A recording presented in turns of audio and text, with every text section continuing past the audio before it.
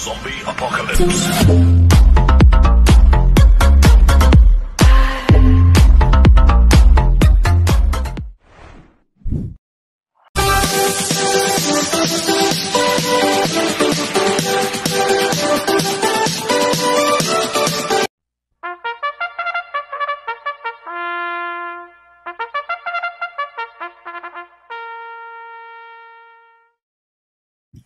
Magandang araw po mga bayang karerista.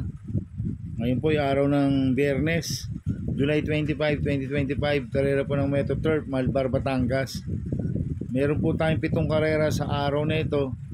Nandito naman po yung lingkod, Drunken Master Wangbu aka Nelo Atubudoy, para magbigay ng giya at analysis sa inyo mga bayang karerista.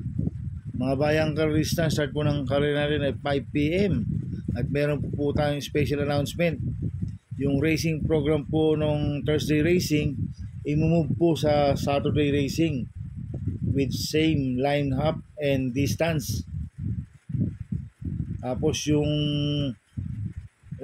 Sunday racing po, ngayon po bulan yan. Kaya bago po magsimula magbigay ng giya at analysis, huwag pong kalimutan subscribe, like and share YouTube channel ko po. Siyempre, huwag din po kalimutan i-click yung notification bell ko para updated po kayo sa mga bagong video ko. Kaya mag-start na po ako sa pagbibigay ng giya at analysis. Race 1, winner take all, covers races 1 to 7. May 7 kabayong tatakbo, 3-year-old and above maiden race, racers sa distance 1,400 meters. First choice ko po dito, numero 5, Light from the East. Nagagabayan po JB Bakaykay. Yung 40 doors po yan mga bayang karerista. Last run po nito nung March 9, segundo kay Iso Pine. Nagtala ng 1.28 sa 1,400 meters. Nag-barrel trial po siya ng July 16. Nagtala siya ng 1.15.2 sa 1,200 meters. Ang nag-barrel trial po niya si N.I. Uy Jr. Ang kwartos po niya 24 media, 23 media, 27 media, 1.15.2 po. Ang preba ni Light from the East sa 1,200 meters. Kaya malaki po panalo sa akin ito. Kaya siya po first choice ko. Second choice ko po, numero 7, Robotic Clay. Nagagabayan po JL Santiago. Itong si Robotic Clay, sanay na po sa mga stakes race to. Sa full stake race, sa 3 locally bred stakes race. Last run po na itong July 13. Tarsero ko lang El Aleo. Nagtala po siya ng 2.11 sa 2,000 meters.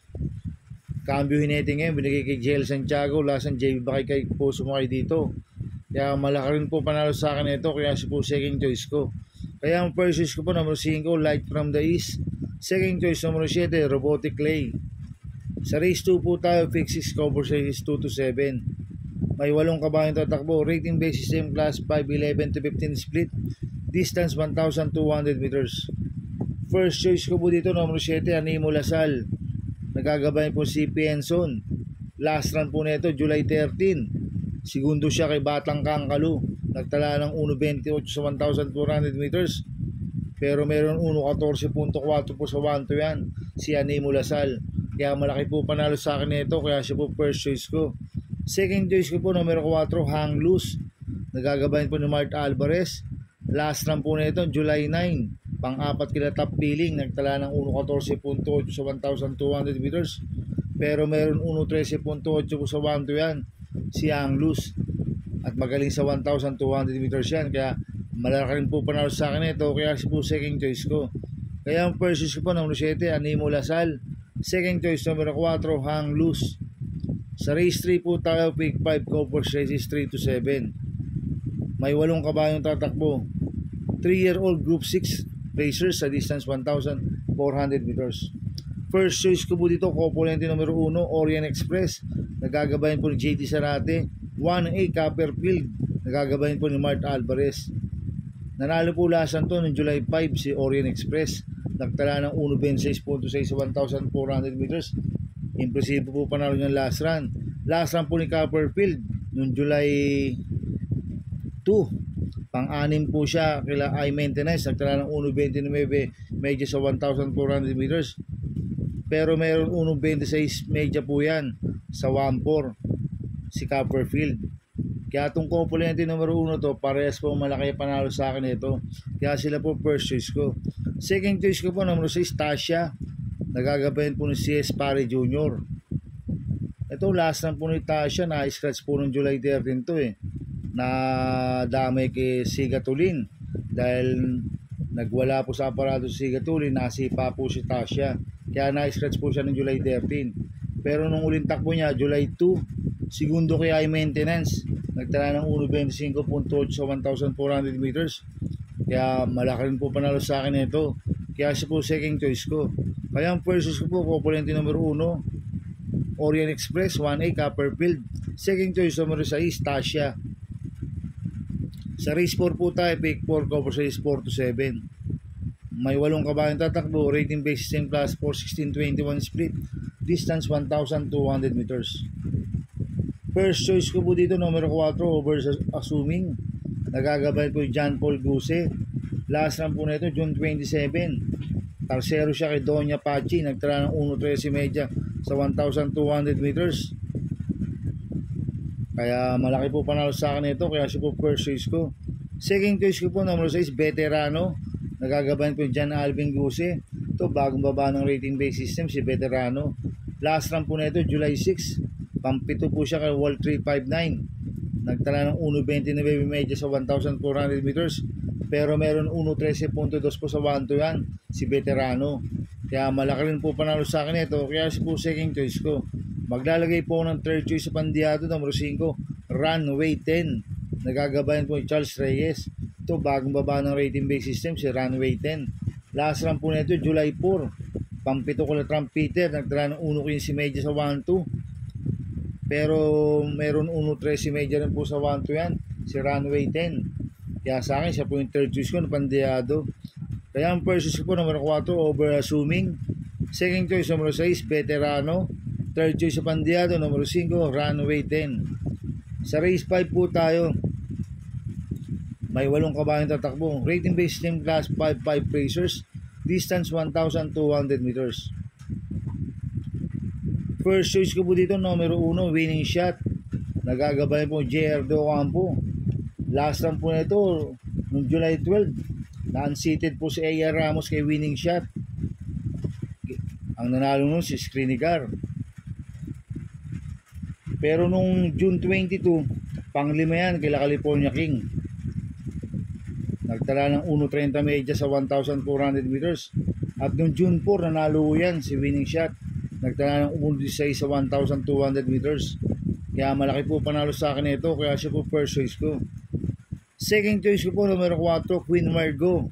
Nagagabayan po JL Lazaro. Last run po na ito, June 28. Segundo kay Baywatch. Nagtala ng 1.29.8 sa 1,400 meters. Kaya malaki rin po panalo sa akin ito. Kaya siya po second choice ko. Maglalagay po ng third choice sa Pandiado, numero 3, Double Strike. Nagagabayan po ni JL Shego Jr. Ito, last run po na ito nung July 18 eh. Si Double Strike. Tumakbo ko lang Street Magic. Hindi binigyan ng importansya ng connection to si Double Strike last run. Pero nung June 18, segundo yan kay Tokyo Rumba.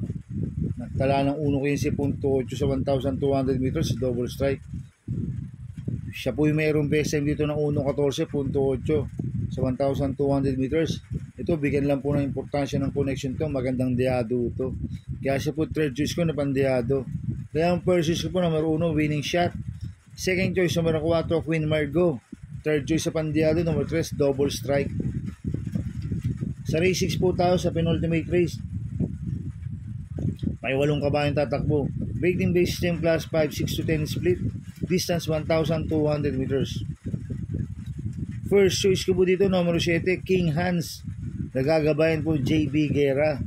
Last run po nito, July 9. Segundo po siya kay Limon Sudan Falls. Nagtala ng 1.15.2 sa 1,200 meters. Cambio natin ngayon, binigay kay JB Guerra. Last run, JB Hernandez po sumakay dito. Kaya malaki po panalo sa akin ito. Kaya siya po first choice ko. Second choice ko po yung numero 3 na Glendas Magic. Nagagabayan po JL Shego Jr. Last run po nito, July 9. Pang-apat kay Limon Sudan Falls. Nagtala ng 1.16 sa 1,200 meters. Tingin ko siya po magdadala ng unahan dito, si Glenda's Magic. Pag napabayaan nila sa harapan to, pwedeng makatapos ng karera. Kaya malaki rin po panalo sa akin ito. Kaya siya po second choice ko. Maglalagay po ng third choice sa pandiado numero 8, Giselle's Princess.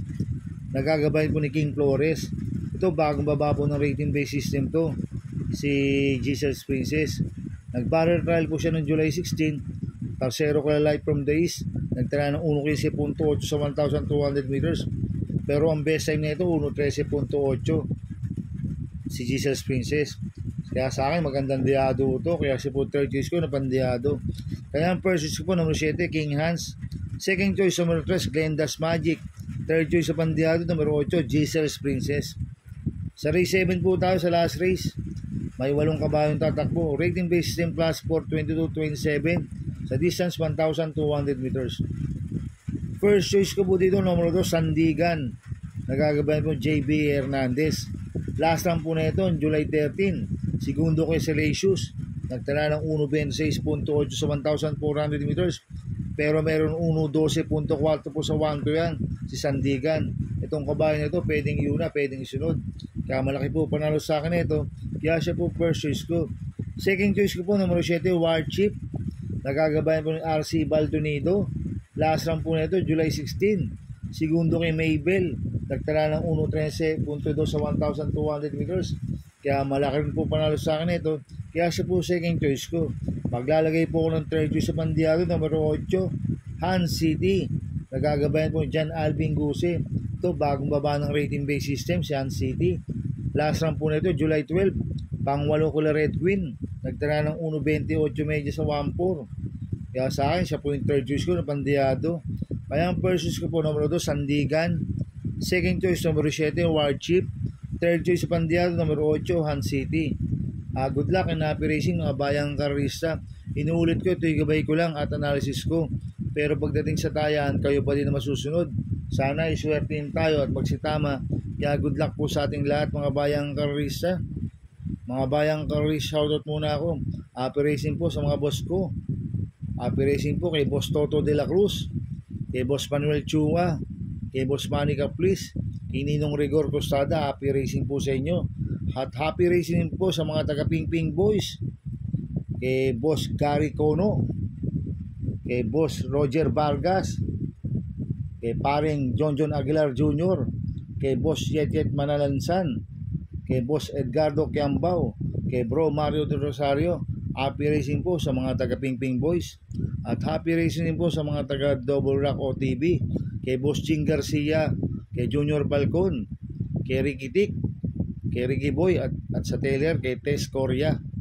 At happy racing po sa mga taga Bargadano TV. Kaya mga bayang karisa, please subscribe my YouTube channel at Tubudoy 2.0 at sana lagi po panonood ads ko, huwag niyo pong skip. Kaya maraming salamat po sa inyo and God bless.